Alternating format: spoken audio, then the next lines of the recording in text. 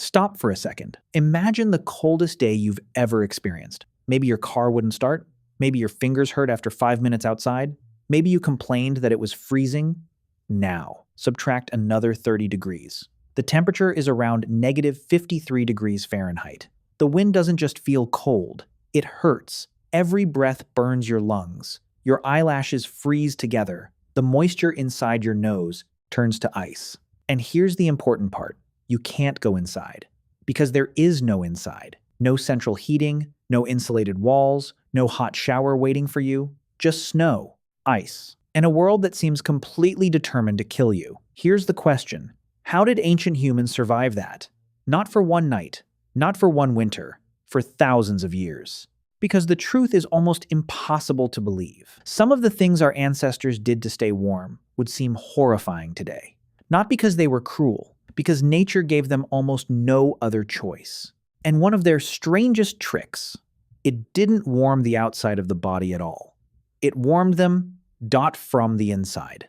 Let's go. First, we need to understand what cold actually does to a human being. Most people think freezing to death means getting colder and colder until everything simply stops. That's not quite how it works. Your body begins making decisions, brutal decisions. The moment your core temperature starts dropping, the blood vessels in your hands and feet begin narrowing. Less warm blood reaches your fingers, less reaches your toes. Your body is sacrificing your extremities to save your heart and brain. That's why your hands become numb first. They're not failing, they're being abandoned. If the cold continues, your muscles begin shaking uncontrollably. Shivering isn't weakness. It's your body desperately burning energy to create heat. In fact, violent shivering can multiply heat production several times over. But there's a problem. You can't shiver forever. Eventually, your energy runs out. Your muscles slow. Your thoughts become confused. You stop feeling cold. And that's one of the deadliest moments of all. Because many people who die from hypothermia don't feel freezing at the end. They feel strangely comfortable. Nature has started shutting the system down. Ancient humans understood none of the biology, but they understood the outcome. Cold wasn't uncomfortable. Cold was hunting them. So they fought back. Not with better clothing, with better ideas. The first weapon wasn't fire. It was each other. Modern people think sleeping together sounds social. Ancient humans thought it sounded practical. Body heat is remarkably powerful. One resting adult produces roughly as much heat as a small electric heater. Now imagine 20 people sleeping shoulder to shoulder inside a shelter. Suddenly, you don't have 20 separate heat sources. You have one enormous one. Anthropologists believe communal sleeping wasn't simply tradition. It was survival engineering. Infants slept between adults. Older people remained near the center. The warmest bodies protected the weakest ones. Heat became something the entire group shared. No one survived winter alone. Then came animal skins. Most people imagine prehistoric clothing as rough pieces of fur thrown over the shoulders. Reality was much smarter. Archaeologists have found bone needles dating back tens of thousands of years. Needles. That means tailored clothing, fitted sleeves, multiple layers, clothes designed to trap air. Because air, not fur, is actually the real insulator. The fur simply traps it. Modern winter jackets work exactly the same way. Our ancestors discovered the principle without knowing physics existed. Now here's where things become darker. Imagine you finally killed a mammoth. Most people think about meat. Ancient humans thought about survival. Every single part mattered. The hide became shelter. Bones became tools. Sinew became thread. Fat became fuel. Nothing was wasted. But one part proved especially valuable. The organs. Because organs are warm. Very warm. Some Arctic hunting cultures describe people placing their freezing hands inside freshly killed animals. Not because it was symbolic, because the inside of a recently killed animal is close to body temperature. Around 100 degrees Fahrenheit. Imagine that scene. Outside, the air is 50 degrees below zero. Inside the animal, it's warm enough to save your fingers. Unpleasant? Absolutely. Effective? Also yes. Nature rarely asks whether survival looks civilized. Now let's talk about food. Because staying warm isn't only about fire, it's about calories. Your body is basically a furnace. Every movement, every heartbeat, every breath requires fuel. Cold dramatically increases that demand. Researchers studying modern Arctic populations have documented calorie requirements exceeding 5,000 or even 6,000 calories per day during intense activity. That's 2 or 3 times what many modern adults eat without enough food.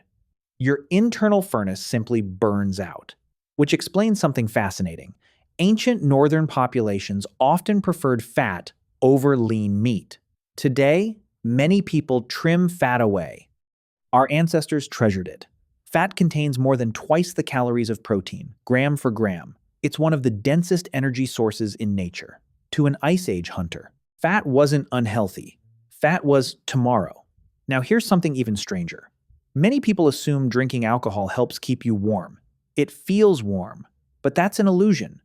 Alcohol expands blood vessels near the skin. Warm blood rushes outward. You feel heat, but you're actually losing body heat faster. Ancient humans didn't rely on alcohol for warmth. They relied on metabolism. The warm feeling had to come from inside, not from blood escaping toward the cold air. Now, let's return to fire, because fire did much more than produce heat. It changed the shape of the night itself. People didn't simply sit beside flames. They designed entire camps around them. Sleeping positions, wind direction, fuel storage, spark control. Fire became architecture. Some Ice Age shelters even used mammoth bones as structural frames. Imagine building your house using the skeleton of the very animal helping keep you alive. The mammoth wasn't just food. It became your walls, your roof, your warmth, your future. Then there were snow houses. This surprises many people. Snow feels freezing. So how can snow keep you warm? Because snow contains enormous amounts of trapped air. That trapped air slows heat loss. Inside a properly constructed snow shelter, temperatures can remain dramatically warmer than outside. Not hot, just survivable. Nature had quietly invented insulation long before humans understood it. Now, here's the darkest survival strategy of all. Starvation changes the rules. When food disappears, your body starts consuming itself. First stored glycogen, then fat, eventually muscle. Every pound lost means less insulation, less fuel, less heat production. It's a downward spiral. That's why some ancient groups migrated enormous distances before winter fully arrived. Moving wasn't just about finding food. It was about escaping the mathematical certainty of freezing. Stay too long, and winter catches you. Leave too early, and you abandon valuable resources. Migration became a race against temperature itself. Now imagine someone in your group dies. It's an uncomfortable thought, but archaeology sometimes forces uncomfortable questions. Every available resource suddenly becomes precious. Clothing, tools, shelter materials. Nothing could simply disappear beneath the snow. The living still needed to survive. To modernize, that feels emotionally difficult. To ancient humans, winter rarely allowed emotional luxury. Life demanded impossible decisions. And perhaps that's the hardest truth about Ice Age survival. Nature constantly forced choices that civilization now protects us from making. Now here's the trick I mentioned at the beginning. The one that warmed people from the inside. It wasn't a magical plant or a secret ritual. It was digestion. Eating itself produces heat.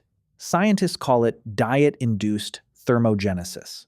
Breaking down food literally raises body temperature. Protein generates especially large amounts of internal heat during digestion. Your stomach becomes part of your heating system. Ancient people obviously didn't know the chemistry, but they knew something simple. A full stomach survives winter better than an empty one. Warmth wasn't only something built around the body. Sometimes, it was something built inside it. Now, let's zoom out. When we imagine ancient humans surviving the Ice Age, we usually picture fearless warriors conquering nature through strength. But archaeology tells a different story. They survived through cooperation, observation, innovation, tiny improvements accumulated across thousands of generations. One better shelter, one warmer sleeping arrangement, one smarter way to sew clothing, one better understanding of where the wind always blows. Civilization didn't suddenly appear, it was stitched together, one winter at a time. So, what were the darkest things ancient humans did to survive the cold? They slept packed together until individual warmth became shared warmth. They reached inside freshly killed animals to save frozen hands. They treasured fat more than meat. They used bones as houses. They wore entire ecosystems on their backs. And they accepted choices that modern comfort allows us to forget. Because cold doesn't negotiate. It doesn't care how intelligent you are, or how brave, or how hopeful. It only asks one question: can your body stay warm until sunrise? Our ancestors answered that question again and again and again. Not because winter became kinder, but because humans became astonishingly good at refusing to freeze.